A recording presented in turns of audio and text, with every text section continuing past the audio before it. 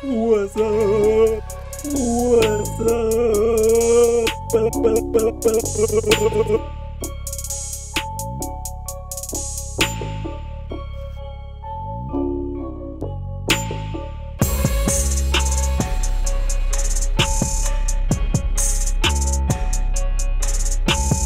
Hey, what's going on, everybody? Thank you very much for coming back to my channel. This is one of two, aka Social Praxis. Anyways, I have been hinting on social media that I have built my own active Aero, and I want you guys to enjoy this video because I'm going to show you guys how I did it. Sharing knowledge is... Oops. I like to share shit that I built and how I did it.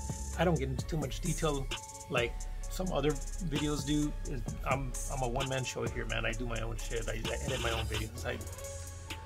Anyways, I'm gonna show you guys how I built this active Aero. Okay, now this took me over a year to figure out with trial and error and a shit ton of research.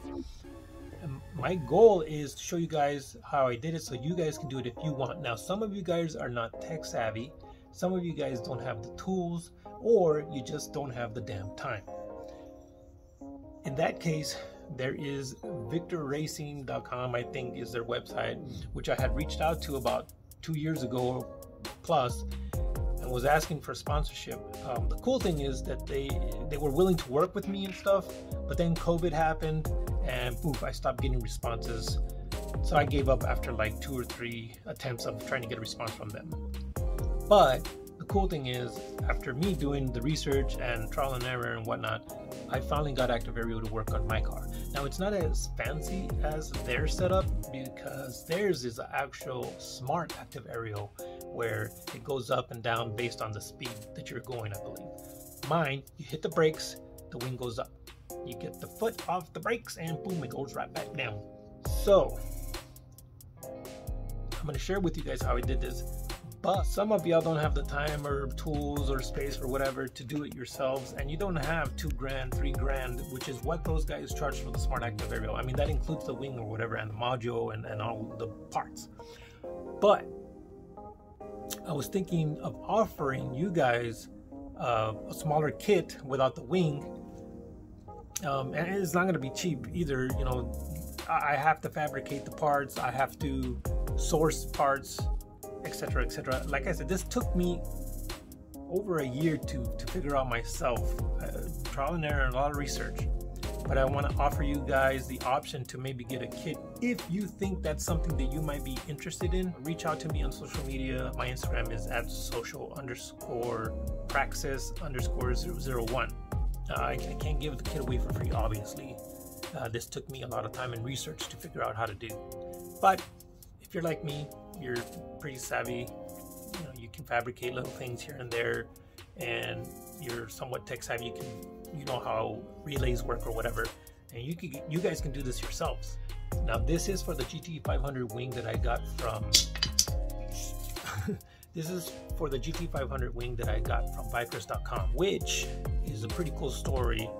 You know, I order a bunch of parts from them. All the splitters are from Bikers, my steering wheel, the wing, some vinyl that I got was all from them. Now, the interesting thing is that there was a lot of delay on the wings, and you know, I reached out to these guys. I just called them up and I explained what's going on and whatnot. They made things right with the steering wheel, and they made things right with that wing.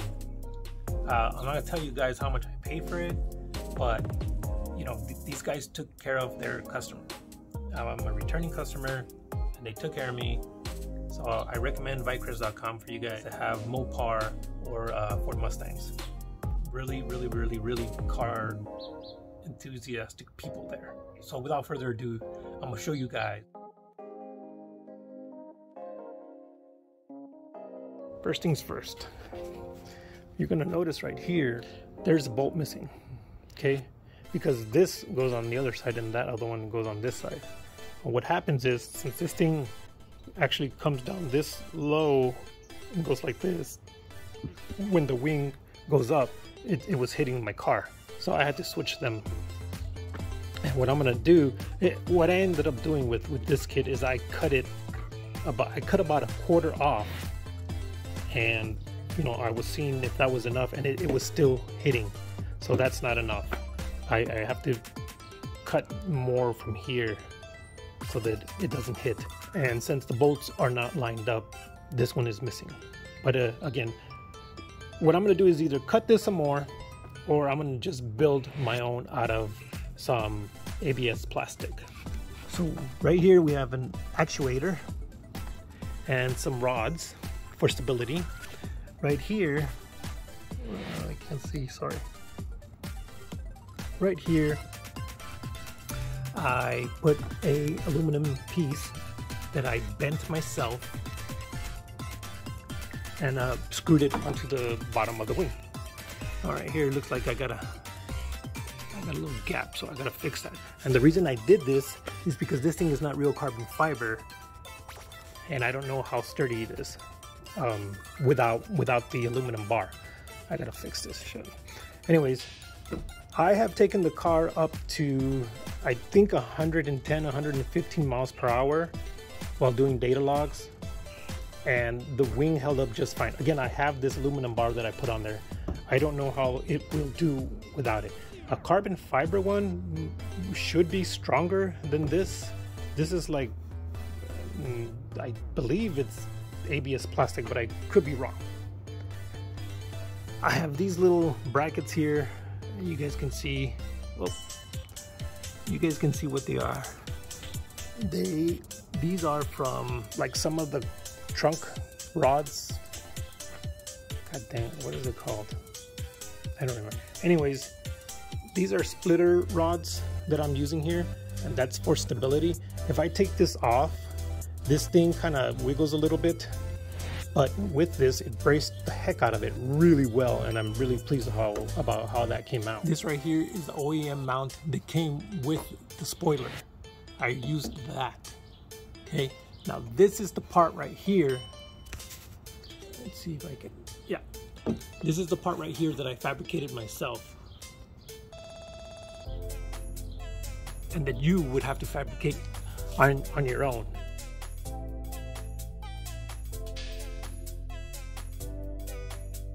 And like I said, I made this myself.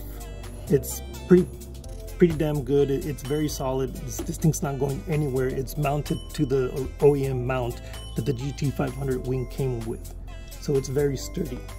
And then I needed some spacers here so that the actuator isn't rubbing up against this thing.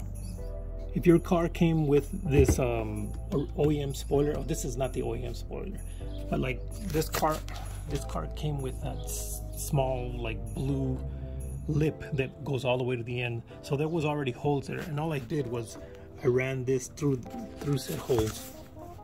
So I didn't make any new holes. What I will have to do is find a rubber grommet for that, so that when it rains, the water doesn't go in there. And even if the water does go in there, it's not going to be a big issue, because these things are built so that they will leak the water out. Still, you should not leave it like that. I will be putting a rubber grommet on there, or worst case scenario, I put some caulking. I'm gonna show you guys the trunk, but don't judge me because there's a lot of work going on still. These are the holes for the mount, and then there's this one here. Very easy to do. I know it makes a lot of you guys nervous, but it's very easy to do. And here, this is the relay setup for the wiring to make this thing work the way it works. This right here was the hardest thing to figure out of the entire thing. Single throw double pole relay, but you can use a double pole double throw relay, and you do have to have them fused. So if I provide a kit, it would be prettier than this, and I would have each cable labeled so you know what you have to do and where it has to be plugged into. All you're providing for that relay is a ground, a constant power, and the trip wire, so to speak. The trip wire meaning it tells the spoiler when to go up and when to go back down. And all you're gonna do is hook that up to the brake light. The actuators are probably gonna be the most expensive thing. I believe, I can't remember, I wanna say They're $100 each or something like that. These are just LEDs that I put on here myself. So when the wing goes up, these LEDs turn on and they're red.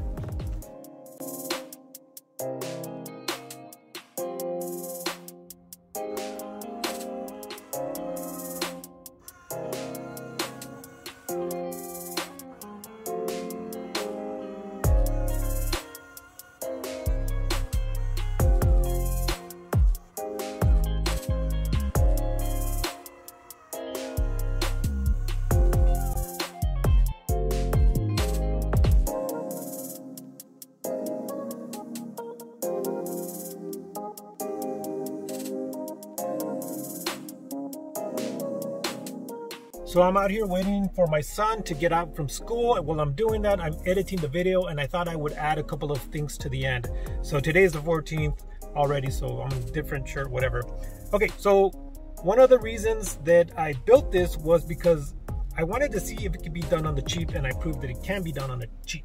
Especially if you already have a GT500 wing or a big wing like that you could actually modify a kit or whatever, or use the ideas that I have shown you for your own setup. Another reason is I think it looks freaking awesome. I think there's a wow factor there, and I have been to car shows in the past, and I'm hoping that you know, I'll get to go again if my health can return, blah blah blah.